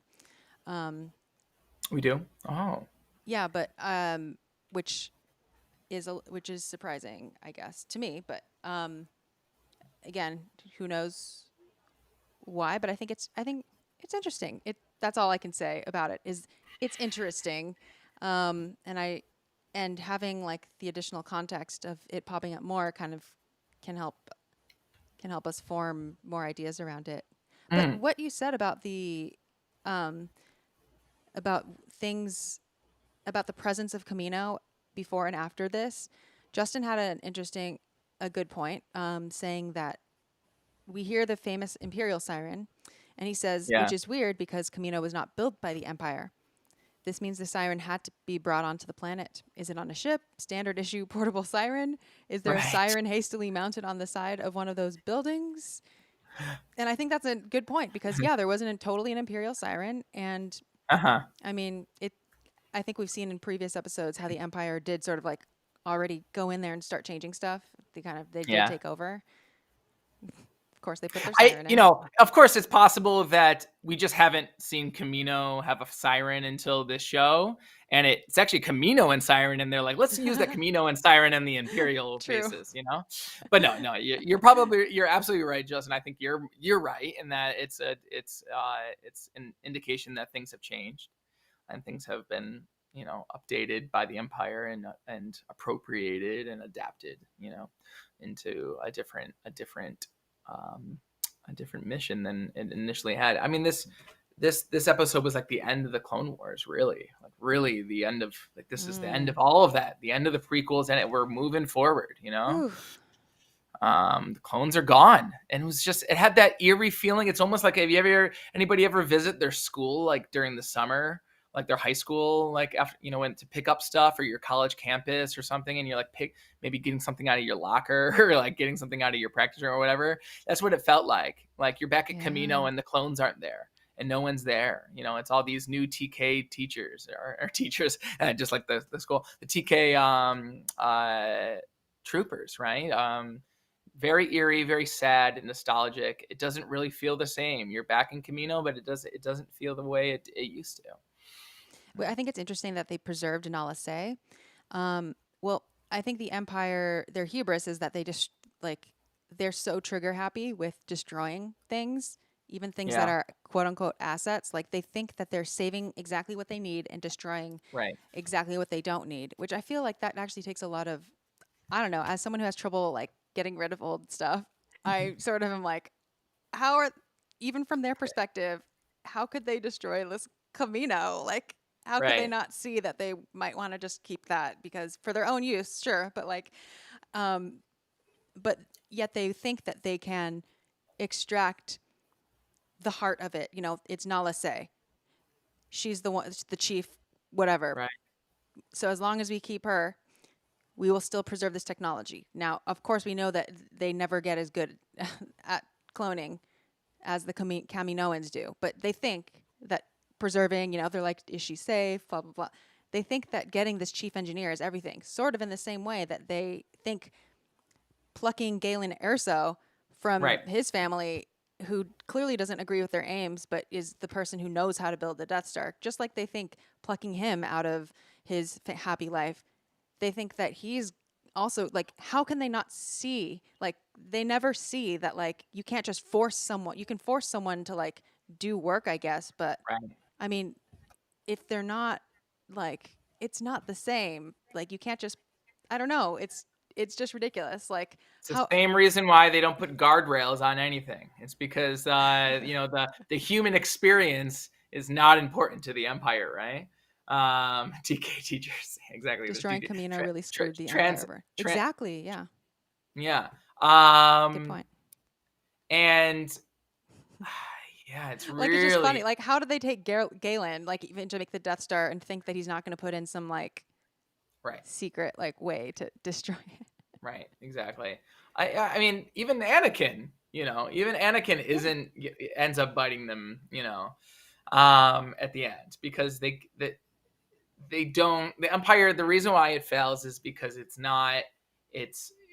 doesn't have that heart and connection to the people of serving the people of the galaxy, right? The Empire is only there to put a firm boot on everything else, and that doesn't last very long. You put a boot in somebody's face over and over again, they're going to wise up to it.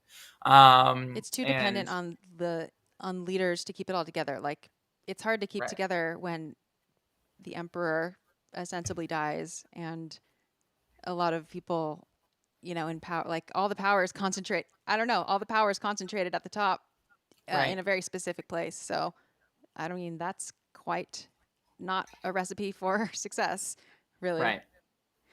Oh my God, the Empire. And it's the difference between the Sith and the Jedi, really, ultimately, right? The Sith are about control and about power, and the Jedi are more about peace and compassion. And when you rule things with power and unbending power and unbending control, you lose control ultimately. Oh my gosh. Um, I yeah. knew that we'd So have a lot to talk about. I feel like, okay, we should probably wrap up here, but I think we have a really exciting episode ahead of us, yeah, for sure. and I'm really excited to pick up any threads that we kind of left hanging here because I think there's going to be a lot of continuation. Yeah, there's gonna be a lot of continuation. I'm really curious at like what the point of action is gonna be. Like, Mm. are they like what? Like, I want to see what happens next, but I don't really know what's gonna happen next. Like, I think Mm-hmm. that's what's confusing about it. Because obviously, before this episode, you're like, well, obviously the Batch is going to rescue Hunter.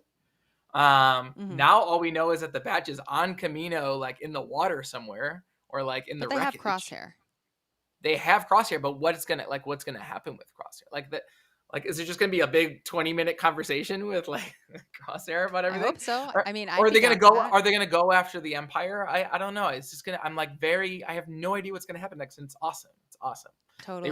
They really flipped it on me. I told you like the episodes I really have not liked of the show, or like they were my least favorite episodes, were the ones where I like knew what was going to happen, and sure enough it happened. Like when they went and rescued Hera's parents, I was like, okay, well I knew they were going to do that this week, and they did it. Hey, awesome. They Same. worked out, you know?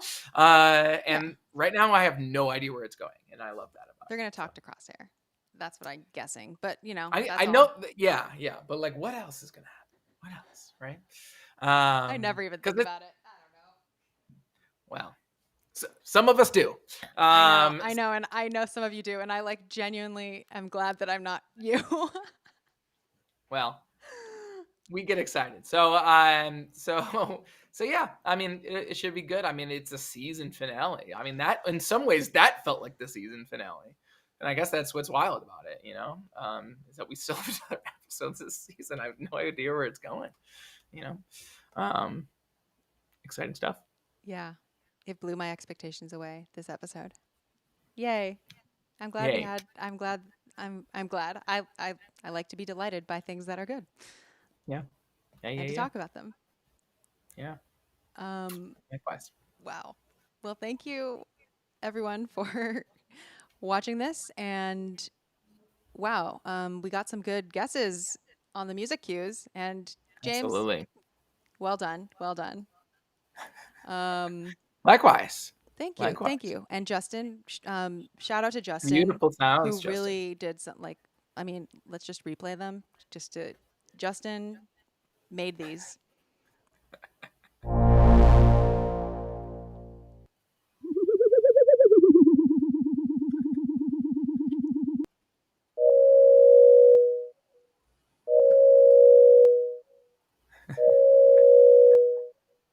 Awesome. Oh my God! Wait, yeah, that one was that one. Okay, yeah, that one happens. Okay. That one happens during the violin thing that I was playing. Okay, cool. Okay, yeah. Next week we'll all be together, and thank you everyone. I already did the thank yous. What am I going to? Where can people find you online, James? You never tweet, but yeah, at James Waterman Music for everywhere except for Twitter, which is just at James Waterman, and you can find me at jameswatermanmusic.com as well. So yes, hit us up, either one of us, or just at me on Twitter at Star Wars Music Man, or anyone or anywhere. If you have any things that pop up when you watch the episode next week that you want to like preemptively be like, what happened? Like, I noticed something cool at 5:05, and then maybe we could, look at that and be a little bit prepared to know what you're talking about. Yeah, that would be cool. That would be cool. Yeah, for sure. Yeah. Give some requests, if you will. Yeah. All right. That's it. We'll see you next week, same time, Saturday at 3. Have a good rest of your Saturday, and bye, James. I mean, bye. I'll see you after this, but let's end this. Do do do do do do do do do do.